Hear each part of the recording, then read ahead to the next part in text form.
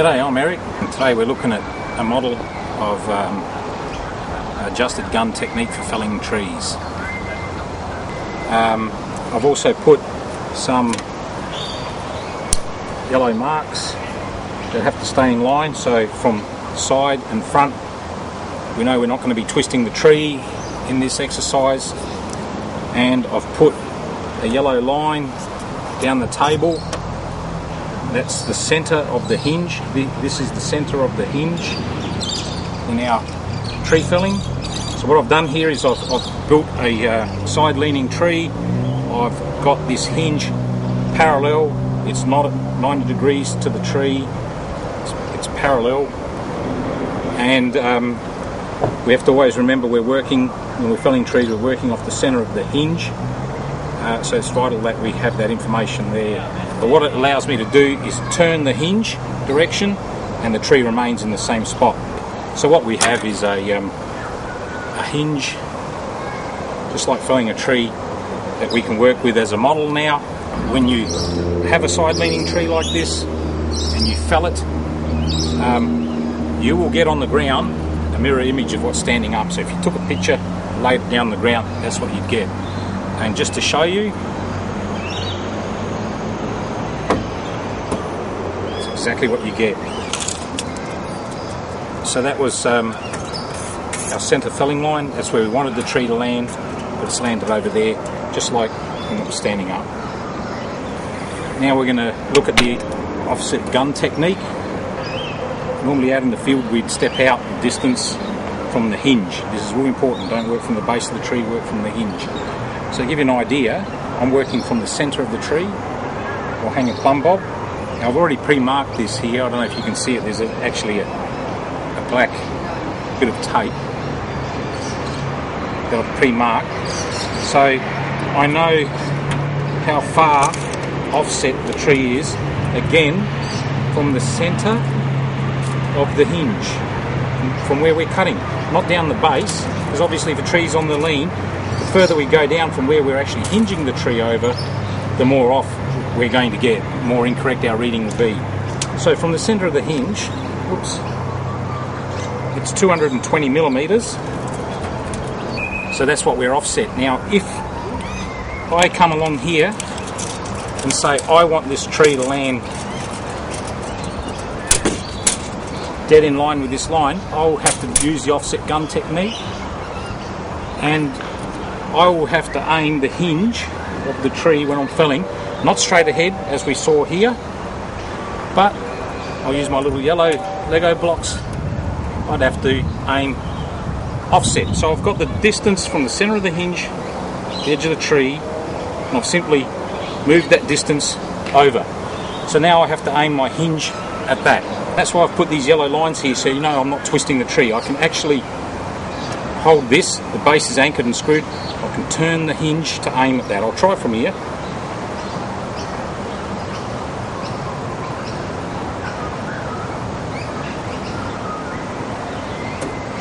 It's hard to tell from the back.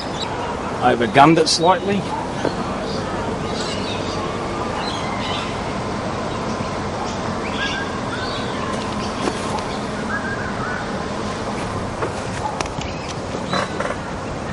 Okay, I'm pretty well gunned up. There's the centre, I'm gunned up offset. If that was to fell now, I've offset the gun, same distance. Let's see what would happen. There you go. It's pretty close. There's a little bit of movement in that hinge, but it's pretty bang on. So it has to work that way. So the tree is always falling true to the hinge. The hinge is parallel, we're not cockeyed. So again, I will now hold this still and I'll turn the hinge only straight forward, as if we're felling straight towards the camera, and off we go. So all we've done is got that distance, moved over. We will now gun the tree offset to that hinge, and then fell the tree. spot on. So out in the field, just remember a couple of the tricks are always think about your hinge height, so don't work to the base of the tree down ground level of the trunk. Work to your centre of the trees, work to your centres. So out in a real environment, you'd look up. What I do is look up, go out to where I think the edge of the drip line is. So I'm about 6 metres offset. This piece of tape here is the length of the tree. You've got to get that right. You can't start making your calculations in half the height of the tree. You've got to be pretty accurate, and that's the old stick trick, 45 degrees. So once you know the height of the tree and you do that, again, it's all approximate, and if you're that critical on room that you can't compensate a metre here or there, perhaps you shouldn't be felling it in the first place. But again, you need to know roughly the length of the tree, then you just offset that amount, gun for that. Now comes the tricky part, it's called the side rope. In a conventional felling scenario where we have all those yellow lines are lined up, nothing's turned, where we normally fell, we put a side rope. I've got my side rope here, nice little throw line. I'll put my my side rope. Again, we always go at 90 degrees to the hinge. I anchor my side rope. We fell the tree conventional, over she goes. Pretty normal procedure. Now the problem that we face when we use the offset gun, so now we're lined up on block, we need to put a side rope on because this tree's leaning and we're going to cull it, we know it will fall over, so we'll put our side rope on. You can't be at 90 degrees to that angle. You actually have to go back. Here we're looking at the side rope on a leaner. It's going to fall true. So we've done the adjusted gun. Now you can see the hinge is pointing over this way, not square. So normally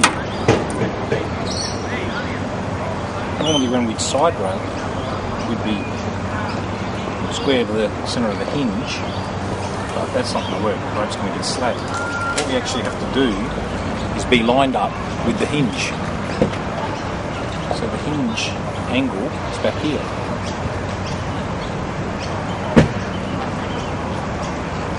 So all you really need to do is be square to the hinge. Blue tack that there. There's that. So there's our offset again.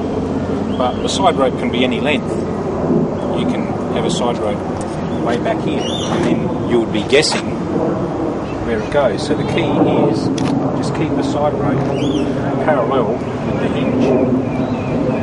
It doesn't matter how long it is. It doesn't matter if it's shorter. Just keep it parallel with the hinge. Tighten it up.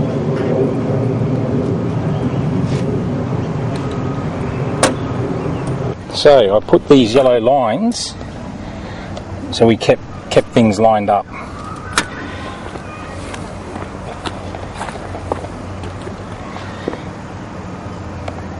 The hinge is parallel with the ground, and how it works, I'll go around the other side.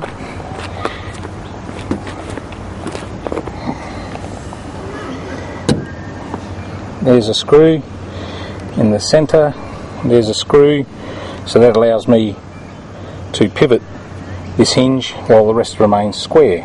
Now obviously when you're tree felling, the hinge isn't out the front of the tree, it's actually in the wood inside the tree. So we're getting a little bit of a distortion of readings here in this model. The tree's obviously always going to stay still, and I could move the hinge direction where it's pointing, see, without moving the tree. So if I line it up as if I was felling straight again towards the camera, the tree will emulate exactly what it's standing up and doing.